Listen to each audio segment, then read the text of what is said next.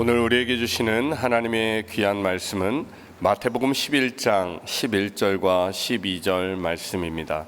제가 가진 신약성경 17면에 있습니다. 온라인과 방송을 통해 예배 드리시는 분들도 함께 성경을 찾아 읽겠습니다. 마태복음 11장 11절과 12절 말씀을 우리 다 같이 합독하겠습니다. 내가 진실로 너희에게 말하노니 여자가 낳은 자 중에 세례 요한보다 큰 이가 일어남이 없도다. 그러나 천국에서는 극히 작은 자라도 그보다 크니라. 세례 요한의 때부터 지금까지 천국은 침노를 당하나니 침노하는 자는 빼앗느니라. 아멘.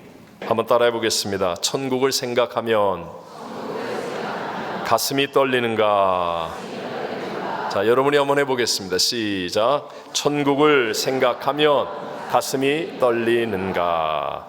오늘 본문은 예수님께서 세례 요한과의 관계 속에서 말씀하는 내용입니다. 세례 요한은 당시에 유대 나라에서 가장 핫한 사람, 요즘으로 얘기하면 미국의 일론 머스크나 아니면 한국의 일타 강사로 비상계엄은 계몽령이라고 외치는 전한기 씨 같은 사람이라는 생각이 듭니다. 또한 세례 요한은요, 아직 알려지지 않으셨던 예수님이 침례를 받으러 요단강에 오실 때 보라, 세상 죄를 지고 가는 하나님의 어린 양이로다 하면서 예수님의 메시아 되심을 소개하며 말하기도 했었습니다. 그런 세례 요한이 지금은 헤롯에 의해서 감옥에 갇혀 있습니다. 유대 땅 전체를 통치했던 헤롯 대왕이 죽은 다음에 이 헤롯 대왕은 베들레헴에서 예수님 탄생하실 때 어린아이들을 다 죽게 한 그런 잔혹한 왕이죠. 이제 그가 죽고 아들들이 유대 땅을 분할해서 통치하는 분봉 왕들이 되었는데요. 그 가운데서 헤롯 안티파스가 이복 동생인 헤롯 빌립의 아내 헤로디아를 빼앗아서 자기 아내로 삼는 패악을 행했습니다. 세례 요한은 그런 부패와 타락을 강하게 책망하면서 꾸짖었는데요. 그러니까 헤롯 안티파스가 세례 요한을 잡아서 감옥에 투옥시켰습니다. 세례 요한의 제자들은 이런 상황 속에서 예수님도 나서주기를 기대했는데 예수님은 이 상황에 개입하지 않으셨을 뿐만 아니라 마태복음 13장에 보면 예수님이 갈릴리로 떠나버리십니다. 여러분, 기대가 크면 실망이 클 수 있죠. 세례 요한과 제자들의 입장에서는 예수님이 자기들 편에 서셔서 무언가 반응해 주기를 기대했을 거예요. 그런데 이런 방구도 없으시고 감옥에 있는 세례 요한을 신방하거나 면회도 가지 않고, 그러니까 아마 섭섭하고 실망했을 것입니다. 앞에 3절에서 보니까 세례 요한의 제자들이 예수님께 와서 예수께 여짜오되 오실 그이가 당신이 오니까 우리가 다른 일을 기다리오리까 하면서 뭔가 불만족스럽고 의심스러운 그런 분위기 속에서 예수님께 질문하고 있습니다. 여러분, 내 뜻, 내 생각과 다른 일이 생기면 누구나 이렇게 될 수 있다는 것이죠. 종종 사람들이 교회 와서 자꾸만 자기의 생각, 자기의 뜻대로 이루어질 것을 기대합니다. 저도 목회를 하면서 마찬가지예요. 문제나 어려움을 당하면 내 방법, 내 생각, 내 뜻대로 행하려고 하는 마음이 들 때가 있어요. 하지만 만약에 내 주장과 고집이 강하여서 내 생각, 내 방법, 내 뜻대로만 한다면, 그렇다면 참된 성장과 발전은 없는 것이겠죠. 해 아래에서의 삶이지 결코 하나님과 연결되는 해 위의 삶이 되지는 않는다는 것입니다. 왜냐하면 하나님은 내 뜻, 내 생각과 같은 수준이 아니시기 때문에, 하나님은 레벨이 다르고 수준이 다르기 뿐이기 때문에, 차원이 다른 분이기 때문에, 우리가 잘 아는 이사야서 55장 8절과 9절에 말씀하죠. 이는 내 생각이 너희의 생각과 같다 다르다 다르며 내 길은 너희의 길과 다름이니라. 여호와의 말씀이니라. 이는 하늘이 땅보다 높음같이 내 길은 너희의 길보다 어때요? 높으며 내 생각은 너희의 생각보다 높음이니라 라고 말합니다. 그러니까 믿음이라는 것은 언제나 하나님이 옳습니다. 또 나보다 더 좋은 뜻을 가지고 계셔서 하나님은 어떤 것도 합력하여 선을 이루실 수 있습니다 라는 것을 믿는 것입니다. 요즘에 우리 금요 예배 때 다니엘서를 배우고 또 올해의 성경 암송도 다니엘서를 하게 되는데요. 하나님은 예레미야 선지자를 통해서 이스라엘에게 바벨론에 항복해라 라고 말씀하셨습니다. 그리고 70년 동안 바벨론에 포로로 갔다 오면 너희들도 하나님의 걸작품이 될 수 있을 거야 라는 것을 이미 말씀해 주셨습니다. 그런데 당시의 유대인들의 생각은 바벨론의 항복이 아니라 저항하는 것이었고, 하나님을 대적하는 애굽에 오히려 도움의 손길을 구하며 기대려고 하는 것이었습니다. 결국은 하나님의 뜻과 생각을 순종하지 못하니까 예루살렘 성전이 완전히 박살이 나버리고 왕과 백성들이 처참하게 유린당하는 더 큰 고통을 겪게 되더라는 것이죠. 그러니까 저와 여러분의 신앙이 성장한다, 우리가 점점 좋아지고 발전한다라는 말은요, 내 뜻이 깨어지고 하나님의 뜻을 순종하는 과정을 지나는 것이다 라고도 설명할 수 있는 것이죠. 여러분, 역사를 주관하시는 분은 누구예요? 하나님이십니다. 그 하나님의 가장 크고 중요한 뜻은 무엇이겠습니까? 그것은 분명하게 예수님을 구세주로 보내주셔서 누구든지 그를 믿는 자마다 멸망하지 않고 구원을 받게 되는 것임을 믿으시기 바랍니다. 자, 오늘 성경을 보면 예수님께서는 이 세례 요한을 향해서 구약 시대에 피 흘려 죽어간 선지자보다도 오히려 더 위대하다는 그런 말씀을 해 주십니다. 함께 한번 11절 말씀을 다 같이 읽어보겠습니다. 내가 진실로 너희에게 말하노니 여자가 낳은 자 중에 세례 요한보다 큰 이가 일어남이 없도다. 그러나 천국에서는 극히 작은 자라도 그보다 크니라. 아멘. 여자가 낳은 자 중에 가장 큰 자라는 이런 엄청난 칭찬, 인정을 어떻게 하실 수가 있습니까? 이유는 단 한 가지예요. 이유는 단 한 가지.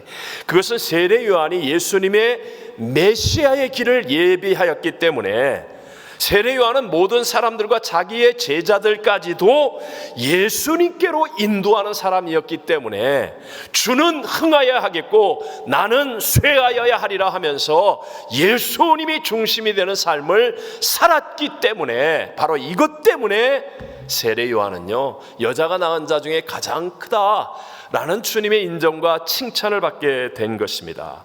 저와 여러분 인생의 문제의 모양은 다르고 형편은 다르다 할지라도 원인은 하나님과의 관계가 죄 때문에 끊어진 때문이고, 또 거기에서 돌이킬 수 있는 유일한 해답은 오직 예수님밖에는 없는 줄로 믿습니다. 그래서 요한복음 14장 6절에 예수님 말씀하시잖아요. 내가 곧 길이요 진리요 생명이니 나로 말미암지 않고는 아버지께로 올 자가 있다 없다? 없느니라. 예수님 말고는요, 우리가 회복될 수 있는 길이 없다. 그러니까 예수님이 인생의 유일한 해답이 되신다. 오늘도 우리를 살리시는 분, 생명을 풍성히 얻게 하시는 분이 바로 어제나 오늘이나 영원토록 동일하신 예수님인 줄로 믿습니다. 누구든지 주의 이름을 부르는 자는 구원을 받는 거예요. 예수님이 우리의 가정을 회복시켜 주시고 우리의 자녀들을 바르게 인도해 주시는 겁니다. 사업을 하는 데 있어서의 최고의 비결도 예수 그리스도이시고, 인생의 모든 갈등, 문제, 어려움을 이길 수 있고 해결해 주실 수 있는 분이 바로 예수 그리스도라는 것입니다. 때로는 내가 약하고 내가 부족하고 내가 못나고 또 죄를 지었음에도 불구하고 내가 예수를 바라보고 예수의 이름을 부르며 예수님과 함께하면, 그러면 오늘 예수님 말씀하신 대로 천국에서 세례 요한보다 큰 자라고 일컬음을 받을 수 있는 복도 누릴 수 있다는 것이죠. 제가 오래전에 한국에서 들었던 이야기지만 그러나 제 가슴 속에는 아주 깊이 새겨진 그런 내용입니다. 부모님의 믿음을 잘 이어받았고요, 본인들도 성령 충만했던 한 부부가 신도시로 새 아파트를 구입하여서 이사를 가게 되었어요. 그래서 거기서 이제 교회를 정하려고 하는데 새롭게 성전을 건축한 교회를 다니게 된 겁니다. 시설은 물론이거니와 프로그램도 좋아 보였고 찬양이나 또는 친교 또는 교회 조직도 아주 훌륭해 보였습니다. 그런데 몇 달을 그 교회를 다니는데 이상하게 교회를 갔다 와도 왠지 힘이 없는 거예요. 점점 자신에게서 기도가 사라지고 영이 메말라가는 것을 발견하면서 위기의식을 느끼게 되었습니다. 그래서 기도하다가 어느 날 문득 많은 사람들을 감동시키는 목사님의 설교에 예수님이 나오지 않는다는 것을 깨닫게 되었습니다. 그리고 몇 주 동안 이분은 목사님의 설교에 예수님이 몇 번이나 나오는가를 설교 노트에 적기 시작했는데 기도할 때 외에는 예수님이 나오지 않더라는 것이었습니다. 그래서 그분은 조용히 그 교회를 떠나게 되었다라는 그런 간증 같은 이야기, 조금은 극단적인 얘기같이 들릴지 모르지만 저는 당시에 굉장히 큰 충격과 함께 깨달음으로 제 마음속에 새겨졌습니다. 여러분, 세상은요 점점 교묘하게 대체물들을 만들어가고 있습니다. 음식도 가공식품이나 인스턴트 음식처럼 대체 식품들을 많이 먹으면 해롭지 않습니까? 갈수록 그림이나 보석, 명품, 값비싼 물건들을 대체하는 가짜가 진짜처럼 좋아지고 있는 세상입니다. 마찬가지로 신앙생활에서도 복음, 즉 예수 그리스도나 기도를 대체하는 세상의 철학, 교리, 교양 강좌, 행사, 이런 것들이 진짜 신앙의 대체물로 넘쳐나고 있습니다. 물론 때로는 필요한 것들이겠지만 그러나 그것이 본질이 아니라는 것을 놓쳐서는 안 됩니다. 크기나 숫자, 직분이나 업적, 이런 것으로 예수님을 대체해서도 안 된다는 거예요. 어떤 경우에도 어떤 것으로도 본질이신 예수님을 놓치지 않게 되시기를 바랍니다.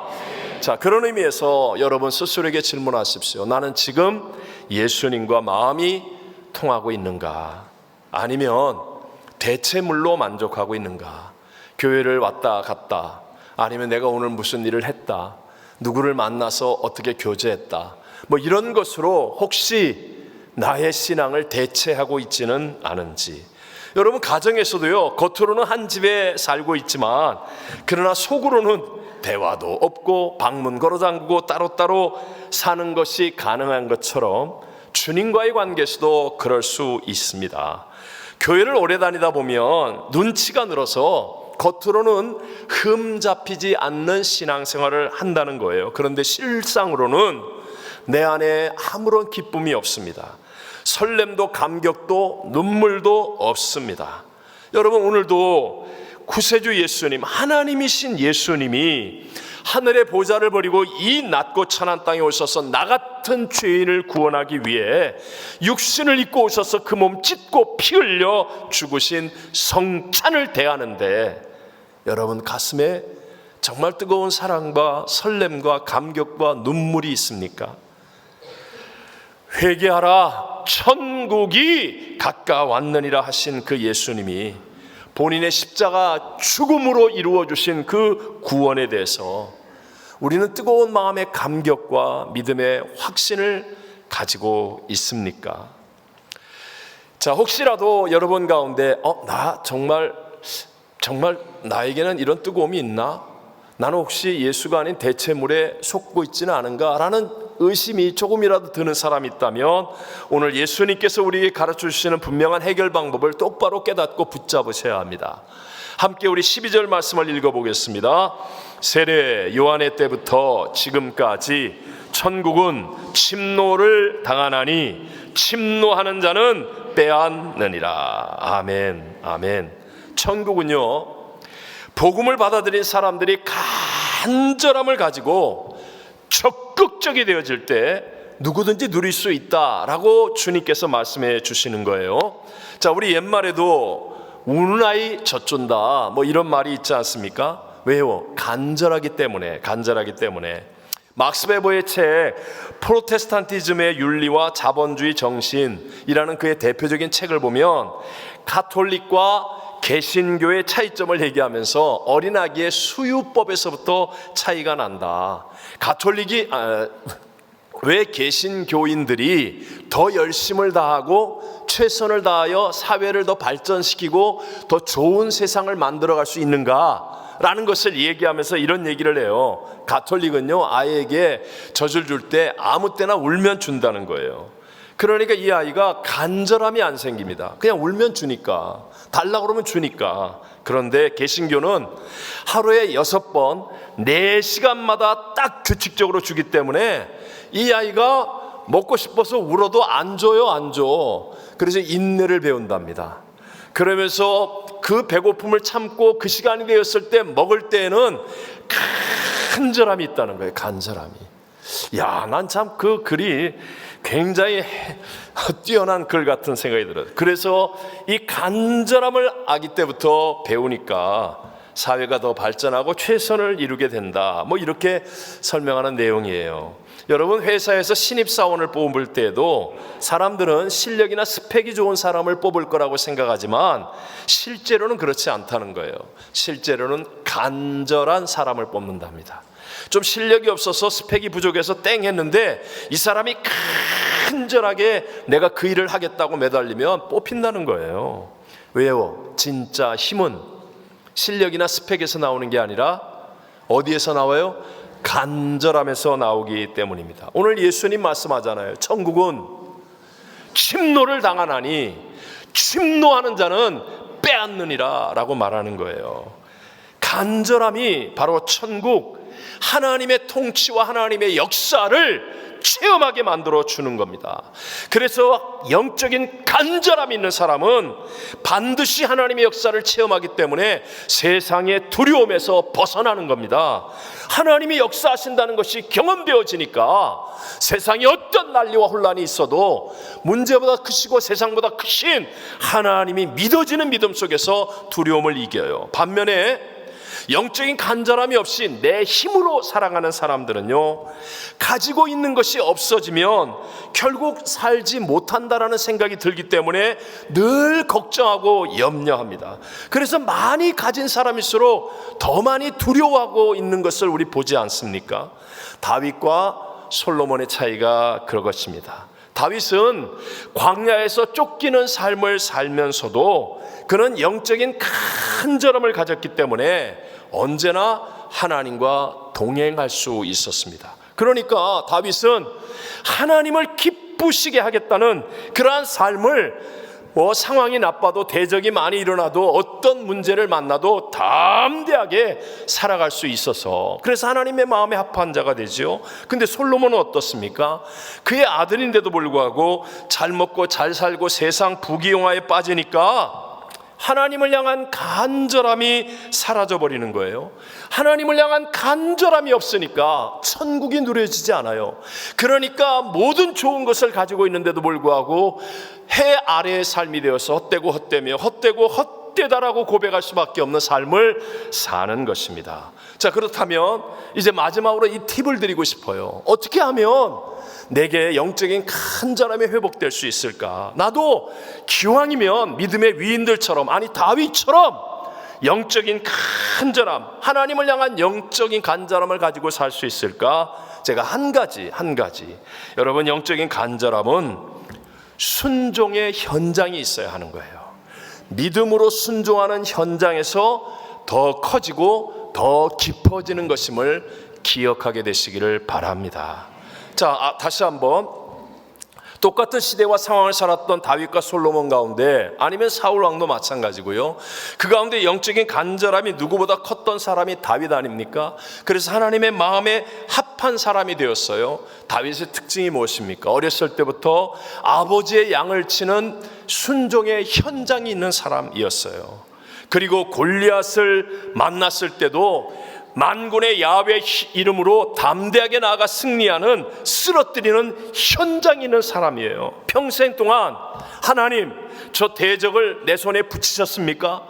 하나님, 내가 저들을 치우리까? 하나님, 내가 올라가오리까? 그러면서 전쟁이라고 하는 순종의 현장에서 그는 현장을 지낸 사람이기 때문에요, 영적인 간절함이 깊어졌다는 것입니다.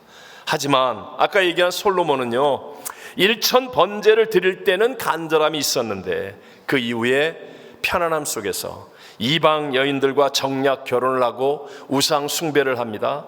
마병을 늘리며 인간적인 전략, 인간적인 잔머리를 가지고 하나님을 향한 믿음의 순종의 현장을 놓치는 거예요. 순종의 현장이 없습니다. 그러니까 결국은 천국을 잃어버리는 믿음의 간절함이 없는 사람이 되어져 버리고 말더라는 것입니다. 신약에서도 예수님이 탄생하실 때 당시의 헤롯 대왕을 비롯한 성경학자들과 종교인들은 베들레헴이라는 곳에 예수님 메시아가 탄생할 것을 분명히 알고 있었습니다.